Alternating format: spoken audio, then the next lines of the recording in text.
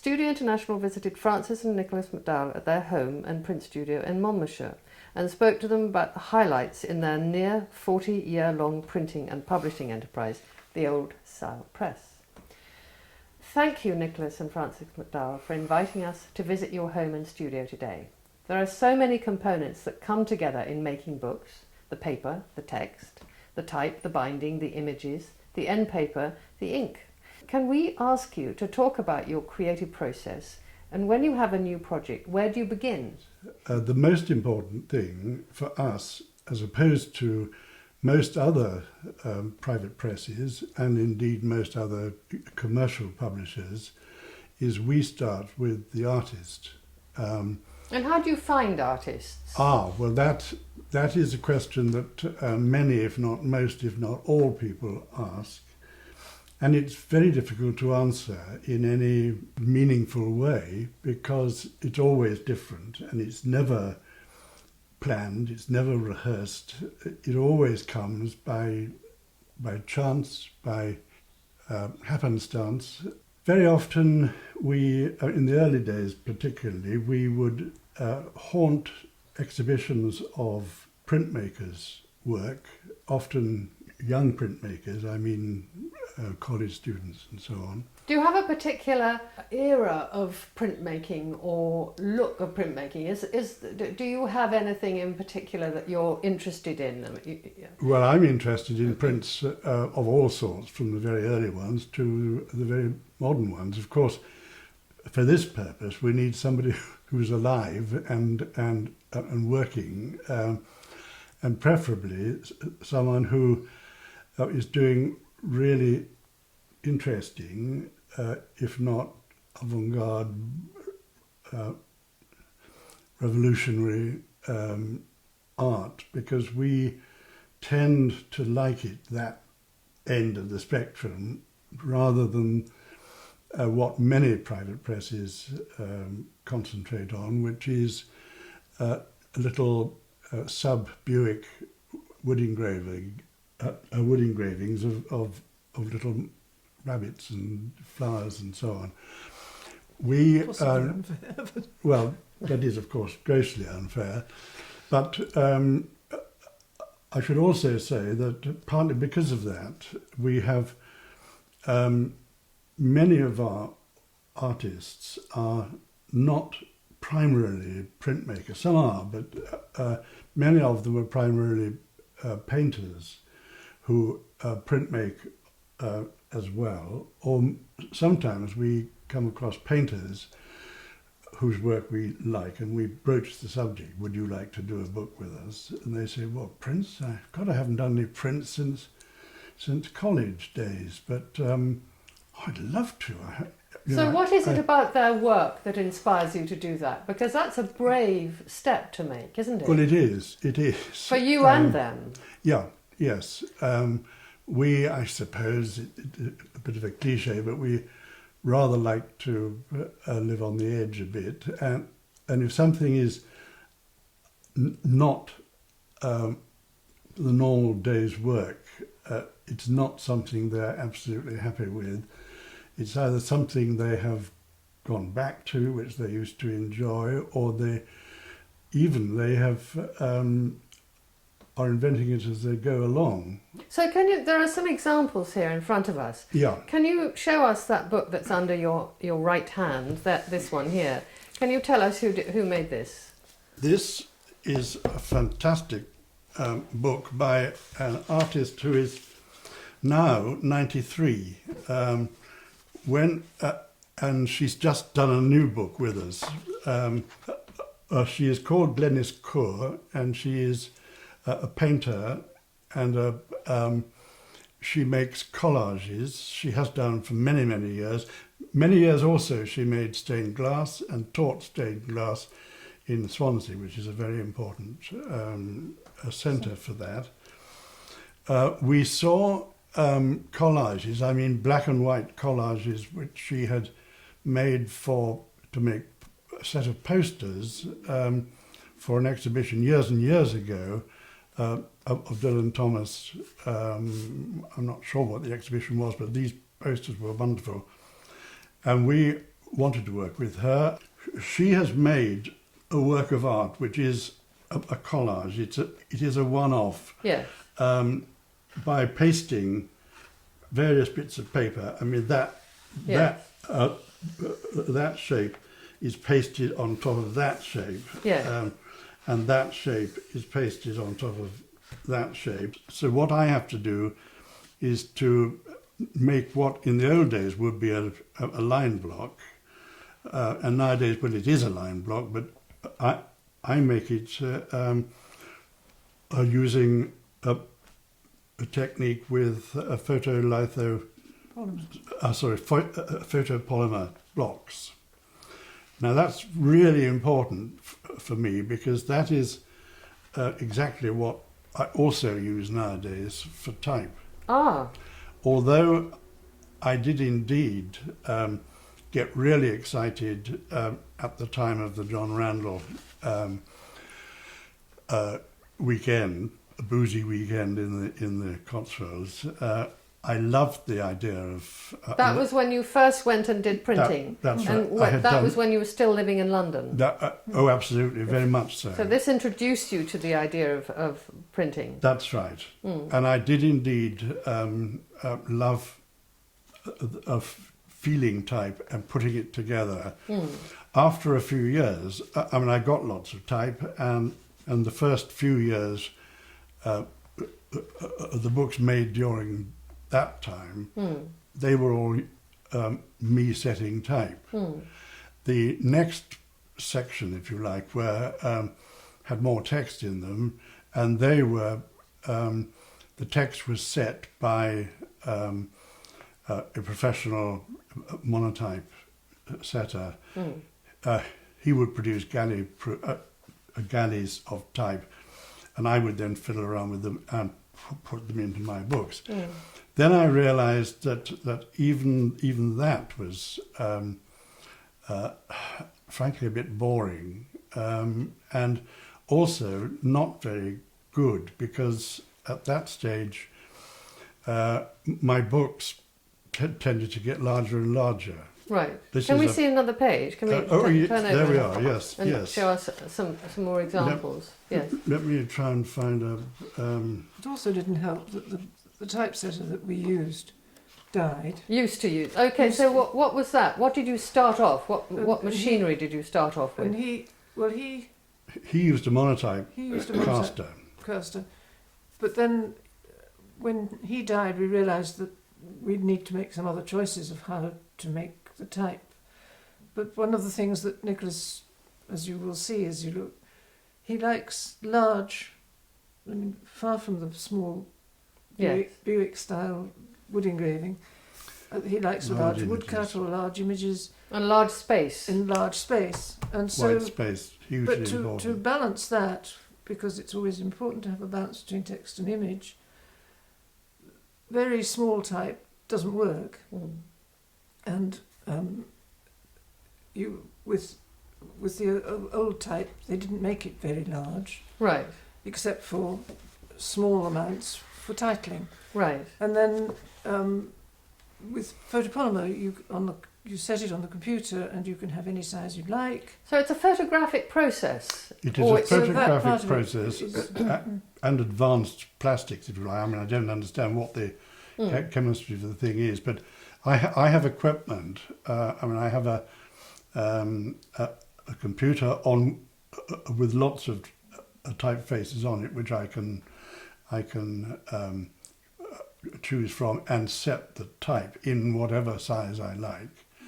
I can then print it out on nice paper. I mean, print it as in a computer printer. And then I can photograph that, and I can make a negative of it using an old-fashioned process camera, which I have upstairs in a dark room. And once I've got that and blank sheets of this photopolymer plate stuff, I can make. It all works with ultraviolet light, and exposure and washing it out, etc., etc. It's quite complex, but I end up with a printing surface where which is exactly like type. Right. In the sense that if I ink the top of it and print it, then it gets printed. So it sounds like it's a 4-stage process. Am I right? It is. You first of all you do it on the computer. On the computer. You then print it out. Yeah. You then photograph it. Yes. You then turn the photograph into a poly. I only photograph. I make a negative of it. Right. And the negative gets put onto there. You then print it. I then print it. So it's a 5-stage process. Well, it then. is. It is. Quite complicated. But does that mean that the text and the image are in one block? They're on the same block? No, no, because this very black printing would need an awful lot of ink. It would need a lot of pressure, etc., etc., and type needs a microscopic amount of ink. So you do the type later? And anyway, this is blue. Yes. So it would have to be done on a completely separate thing. So do you do the type later? I usually do the type first. Oh, I see. On this occasion. But the whole book has been totally laid out, obviously. I mean, Glenys wouldn't have done this image before I, in concert with her, had laid out the pages with the type there. So you make a dummy. That's right. Yeah, exactly. Proper dummy. Yeah. And I'll just look at the title page, which I can't quite remember. Yes. Now that's probably what, 100 point or something. Right. That's 30 point. That's 24 point, something like that. Now a monotype caster can't do any of those. A monotype caster, okay, that is for doing blocks of text. Yeah. Most typefaces don't even go up to 16 point. Some of them go up to 16 point. Right. But that's as big as they get. That's as big as they get. Which I mean, unless type is 18 point, I can't be bothered with it at all. And I do like large bits of type and complicated bits of type. There is a lot of space around things. There's a lot of space. Can you tell us how you were inspired to do that? Well, I think on recent evidence, I think you and I share an experience in our childhood, which I would love to. We'd love to see it. Share with you, if I can just move myself for a moment.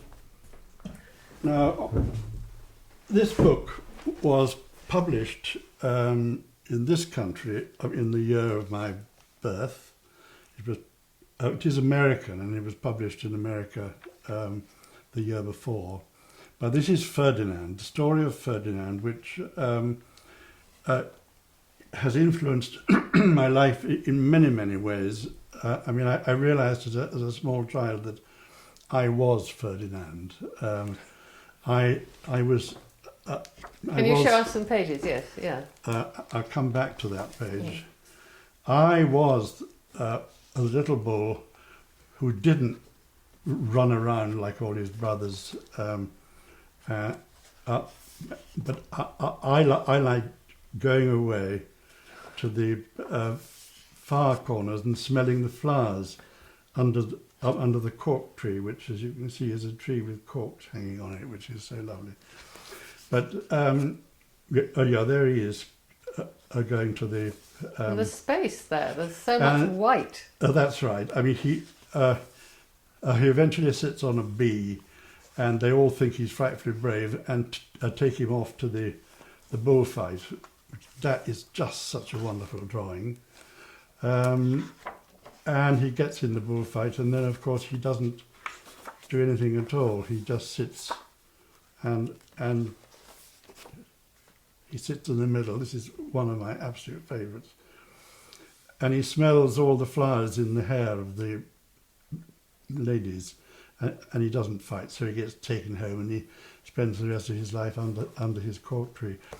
But I mean, as a child, I loved the story, but I also was fascinated by the fact that there were words and images on a big page, not particularly big in this case, but a wide page, where there was an enormous amount of white space, in which you could, which complemented what was going on, and helped you to understand exactly what was going on. But it was blank space, but it became incredibly powerful. And then I also loved this title page. I loved the drawing. I loved the Once Upon a Time, but particularly I was absolutely fascinated by this a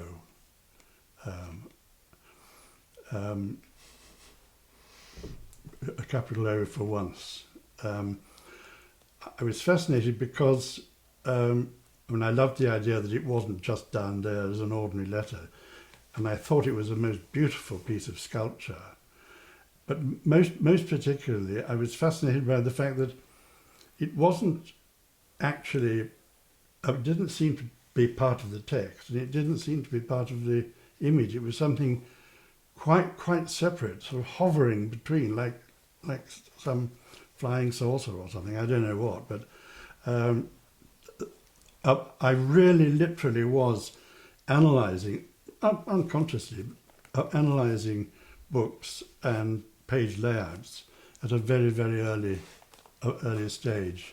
So this book, before I show you any more, this is another amazing example of us finding artists. Years ago now, friends at the Fine Arts Society in Bond Street said, for various reasons I won't bore you with, that we could have an exhibition of our stuff in their large... of your books? Yes. Yes. Their basement. It's now all changed, but one of their exhibition spaces was their basement. And we could have... as long as we manned it, we could stay there for a week. Was it the first time that you'd done something like that? Something like that, yes. Obviously, we have lots of book fairs and so on, but we very haven't prestigious gallery, and well, that's right. And a completely different audience. Yes, we call that. But visual audience. Among the various people who ended up there was a young man who sort of came in and looking around. He had a portfolio in his hand, large portfolio. And he started looking at our books, and he looked an interesting bloke, so I went up and started talking with him. And he actually stayed all morning, or all day pretty well, and we got on like an absolute house on fire. We became very, very great friends over the subsequent years. And by the end of this time, we'd absolutely decided that, both sides decided we must do a book together. This is actually the second book, and I'd love to do more. He is an Englishman called Ralph Kidgel, who studied at SOAS, School of Oriental and African Studies. And as an artist, he really was fascinated by the Japanese form of wood cutting. Right. And he went to Tokyo to learn that art, and he made his living then by doing fantastic multicolored wood blocks in the Japanese way, which he had in a big roll and sold to whoever would buy them. And he was very keen to work with me, although we both realised that we had to make modifications to our style. Yes, in order to. Wow.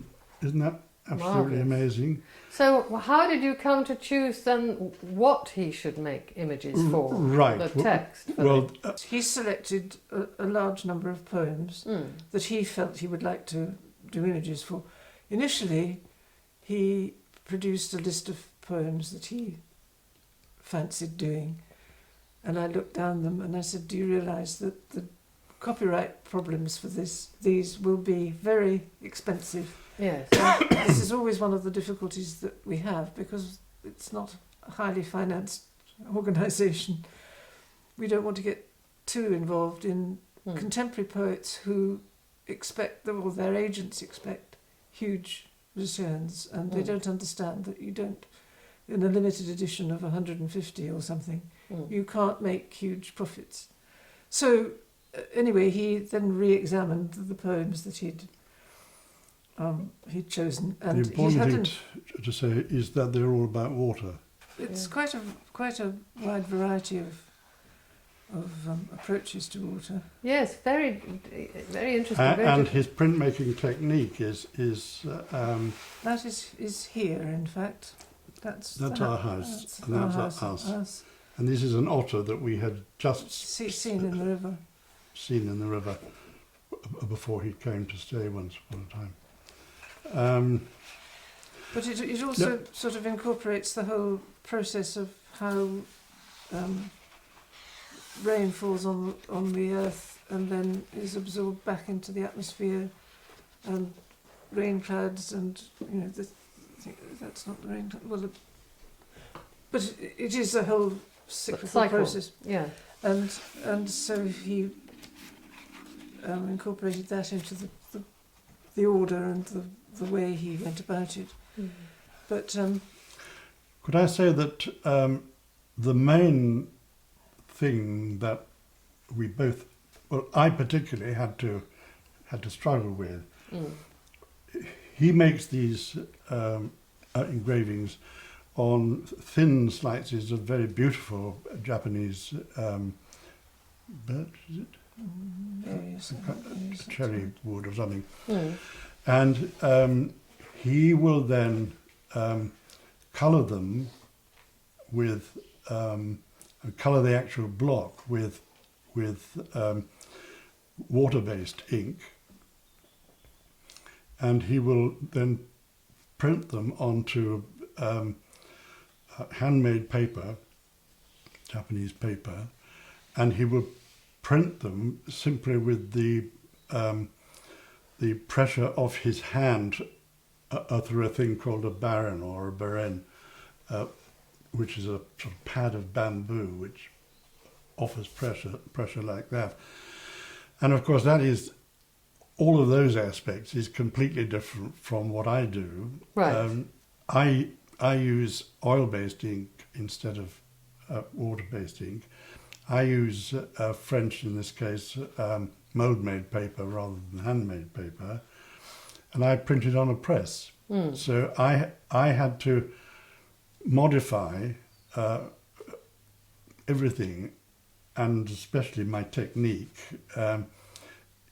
in order to bring about this. And particularly I had to modify the ink, which is much, much paler, much less dense than it usually is.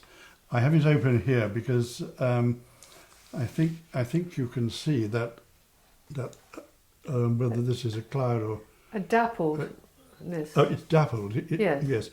I forget the white bits, but the grey bit here is showing through the black. Now the idea in this country printing to have or a black ink which is so unblack that it shows colour through it. It's very unusual. But I mean, this is actually an area of this colour printed first. Right. And then the black is put on top, and that sort of shows through, but where it goes onto the white paper, it becomes black. It becomes black. And there are probably better, now that for instance, if you can see this swimmer's legs, Yes, Um, yes. There's another colour. There are a number of layers there. That's right, that's right. I absolutely loved it because Ralph, apart from anything else, was such an absolutely brilliant printmaker. And when I looked at his prints and looked at all these problems, I thought, oh my goodness, I'm never going to be able to... How you get the registration of that's right. so many different things And happening. registration is terribly important, but he is such a professional that all of that just fell into place. And you talked a minute ago about Frances's paper. Is there an example here of a book that you've used your paper? The first one, this one? That one was a book we did with an artist who was a great friend of of Ted Hughes. Right. And although we'd suggested to him first a title and a collection of poems, he didn't warm to them, and he said, I'll get my friend Ted.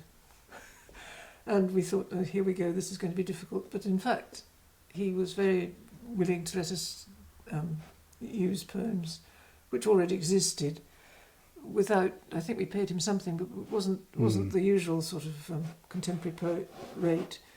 And then he also wrote a poem especially for Reg.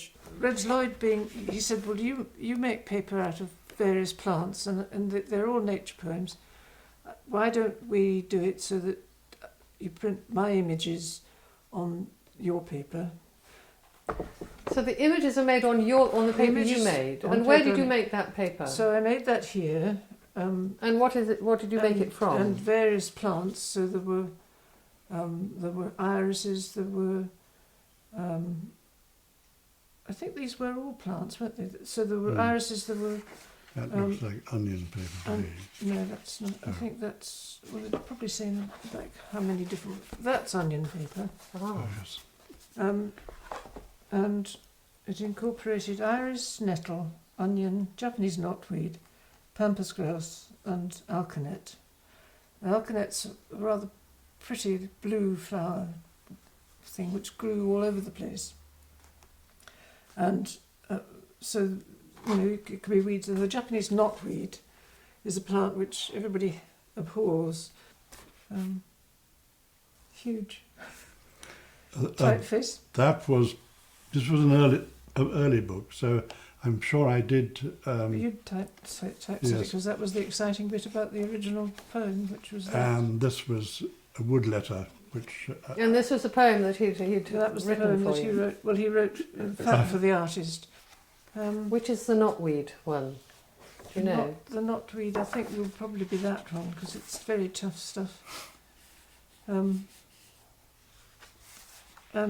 so that was quite complicated to do because I didn't have a large Hollander. I mean, I didn't have a Hollander at all, which is what beats the fibres. What is a Hollander? Explain. It swishes water and fibres round and round and beats them. And in the past, they would have done them with stampers, that sort of wooden things that went up and down, and bashed it up. And this slightly cuts it, but not. It's better if you can sort of pull it out so that the fibres remain long, and so this goes round and round for quite a long time, with different amounts of pressure, so that the fibres separate, and then you have Pulp, which right? looks rather like porridge or something, and then you can make the sheets with the mould and decal. This one is also made from my paper, which was not plant. That's plant paper, but the rest is recycled. When Nicolas has done a book, there's lots of end bits, offcuts, and that was really recycled offcuts of cotton paper. But it has a particular fascination. This is what we call our poem because it's lines written above Tinton Abbey, and we live. Which is just a mile down there. And this was made in when? When was this book made? This was made in 2002. Right. So the poem, as I say, it was our poem, but Nicolas has had a series of photos of the valley and around here. And So are these Nicholas's photographs? these are Right. Nicholas's photographs, which have been slightly treated to considerably to treated. contrast the. But what is sort of moving in all kinds of ways is that the water that goes down the hillside, which is what we used and which is marvellous for making paper because it's very pure, it comes from a spring, and it goes down into the Wye, and so the paper is made with water going into the Wye.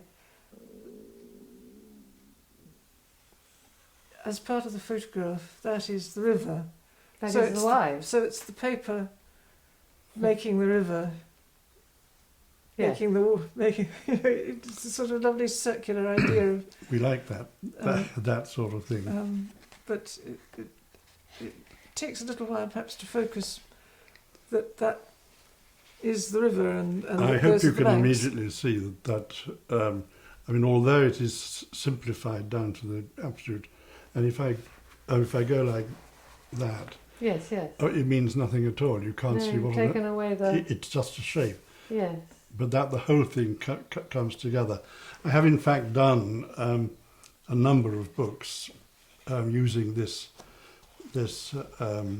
Photographic technique? Or that's is right. it a... Yes. Well, That's interesting. What is that an image of? that is an image of a tree reflected in the river Right. over there.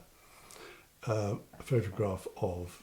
So, because in order to get over the sad fact that throughout my entire life I've never been able to draw or paint or anything. Who told you that? Well, yeah, yes, well,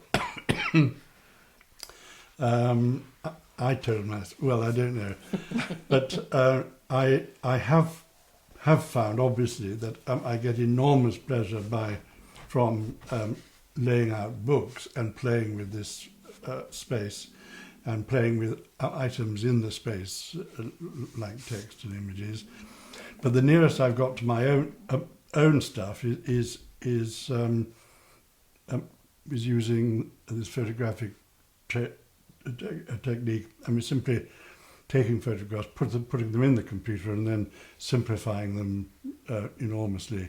But I mean, you've always been fascinated by photography. I mean, Oh yes, yes. And then we met an artist, a photographer, who just introduced herself to a sort of fair. Right. Who wanted to? She worked with a woman who had written a short story which had won prizes, and she said she would love to imagine a book with photographs that she had printed herself. So this, although it's working with a photographer, which gave Nicholas great pleasure from, as you can see from that kind of experience, this one actually uses the real photographs for the story. Pasted into the book. That's right. Which is a lovely echo of something which used to be done a long time ago. That's right. I mean, Yes. I remember picture books that had plates that Yeah. were pasted onto the pages. That's Yes. right. Yeah. And the most expensive private press ones are sort of Arthur Rackham that everybody raves about, were in fact reproduced watercolours stuck in, but these are actually her photographs developed by her and printed by her. And they're also very interesting because she uses a pinhole camera and another sort of camera whose name I can't remember, but they're both very, very simple, but they allow her to do what I think are the most beautiful photographs. And then you chose this rather cursive script. It's interesting because it slows you down, and she's swimming. It's a story about a woman who's frightened of swimming and water. This is a face called Zapfino, which was designed by one of the most, or a very important typographer, Hermann Zapf. Can you show us that there's a book behind you, Francis, Philip Sutton's Woodcuts. It's got such a striking cover. Are you able to get up and pick it up and show us a few pages in there? While she's doing that, I will say that Phil Sutton is an artist who we liked a lot for various reasons. He came and had some coffee once years ago, and we were talking, and he said, I said, I suppose you haven't done any prints, any relief prints. And he said, oh yes, when we were in Fiji in this sort of date, I did lots of woodcuts of the children and so on, and they've never been on the printed. side of the packing cases. They take their stuff with. That's So they right. use the packing cases as wood blocks to The print. wood blocks. Yeah. Fantastic. And so Fantastic. he had these, and they were done in various times and various sizes. Some are. Had he ever printed them? He never No. never printed them.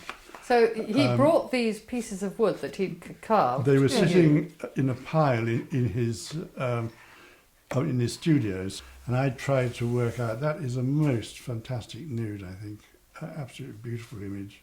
And I had to try to make it into some sort of format. And why did you choose the delicious coloured paper? Well, I do How did think you come that to choose salmon-coloured paper is absolutely lovely. I like the idea of making it into a book and making it. As though these were gallery walls in a sense. That's weren't right. they? Yes. I mean that could be on a gallery wall, which was that colour, and there could be that one there, and then you go to a different part of the gallery, and you see that one. And I'm very proud of the way that it came out. He liked it very much, and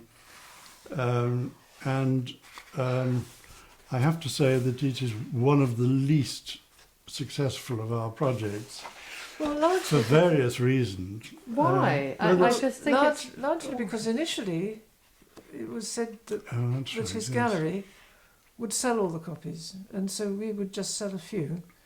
And because it really, there's quite a complicated relationship between book dealers and galleries, and we had always been in the book world rather than the gallery world, who, as you will probably know, their cut is much greater than a book dealer's cut.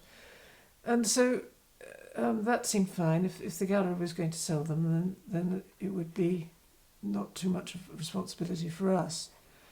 However, he fell out with the gallery very shortly after, Oh dear. and they didn't sell any.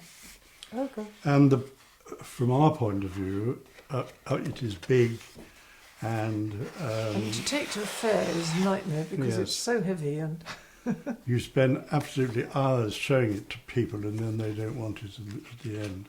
And they say, "Oh, how lovely! How fascinating!" And I'll think about it. I mean, some But- have sold through the academy, but Yeah. because he's an RA. No, we have sold it. Well, I mean, we've sold quite a number, Quite a but not, it wasn't the sort of success that you might have thought. There are some very small, little, Oh, tiny. What are these?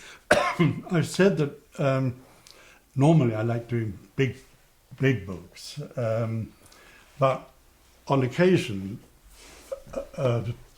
simply because I sort of feel like it, or I have an idea. We've done some tiny books. This is one I particularly like. This it was partly. It's called Psalm 23 and Psalm 150. You're not demonstrating the fact that I know, it's one way up and then the other. Yes, quite. I was Warming up to it. warming up to it. But it had various technical interesting points. So I... one is, yes, Psalm 23, very gentle. The Lord is. Oh, yeah. So this is all gently in italic like that. And you go on to the end of that, but then you turn the book over and start from the other end, and you get a very different psalm, 150, which is Noisy trumpets. Noisy Trumpets. There's your O. There's my O.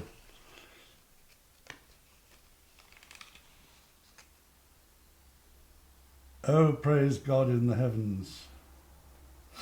And this is, as Francis says, it's meant to be all Handelian and trumpets and so on. So there's different type.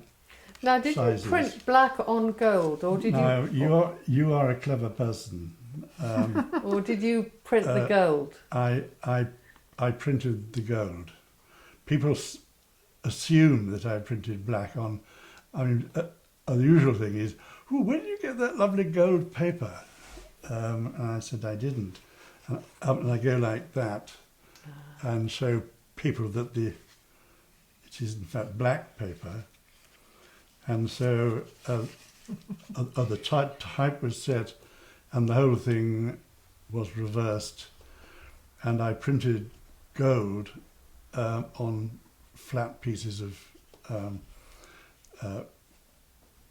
photopolymer, flat pieces of polymer with holes in, and that was it. And in the middle, praise the Lord, and in the middle you get an explanation of what it is, half one way and half the other way. So that I'm sort of very proud of. There was some more haiku that you... Oh yes, well that's which was a fun. fun thing. But this one... They're all fun things. Yeah, they're all... this was great fun. Years ago I had tried to work out a sort of typographical conceit. It's called a Bedoni charade because it's an ABC and the typeface is Bedoni. But what I'd done many years ago is tried to invent a setup where I took the capital and I took a small letter and a little piece of printer's flowers, and made the capital and the little letter act a word beginning with the letter which is underneath. I hope that's Arial. Can you show us what the B is? I will. Ah, B I see. Is bedtime, yes, that's right. And C is court. And that just fitted it in there. Yes. I went on. It took me, I don't know, a number of years to work them all out, and there were holes, explosives. This one popping out there with like a gun, and it got to a state where I had everything. I thought of everything except the I, and then I suddenly had an idea, and I can show you what the I is. And it was icicle with this thing up and the icicle there with the drip coming down. So I was, what a relief. I've always disliked much calligraphy, which is sort of terribly holy and pie and these sort of homilies written out very carefully with. Is this a bit of calligraphy on the cover? Well, it is. It is and it isn't. We met at an exhibition, a calligrapher who, to my way of thinking, did really exciting, fun work. He broke all sorts of rules. Anyway, we decided to do something, and for some reason, I thought of the fantastic a poem that John Keats, and it really is John Keats, wrote when he was very young and lonely and bored in Edinburgh, and he wrote it in a letter to his sister, younger sister, and it's great fun. What's it called? Song About Myself? It's called A Song About Myself. Right. And this is Andy Moore is the artist. Right. And what happened here was that he did the calligraphy on the writing, but and on these images. But because we'd arranged it, he used a very rough pen, so the ink started to go in various directions, and it was sort of very gutsy writing, not the perfect sort. And again, this is me making my line blocks out of. So you photographed that and then. And made and photopolymer yes, blocks. Yes. That's right. Oh, that's marvellous. And this, as you can see, was a two-colour work, and it was great fun. Some of this is very witty. It's quite clever and surprising too. And very surprising, very unusual. And this pot of ink with the pen in it. And so on it goes. It's little fishes. And so there we are. And he eventually goes back to England.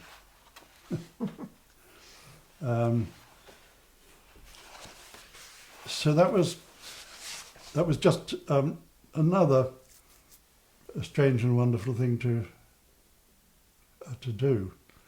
So in the future, I may do more big books. I may do more of these small scale, small numbers of printings. I may decide to work with somebody really interesting in a totally different direction. I don't know, but although earlier about a year ago, I sort of wondered whether I might just pack it in and not do any more. After a couple of weeks, I was so out of love with that idea that I'm going to have to go on doing something till I hope I sort of fall over at the press. Thank you. That's and lovely. that'll do that. Thank you so much.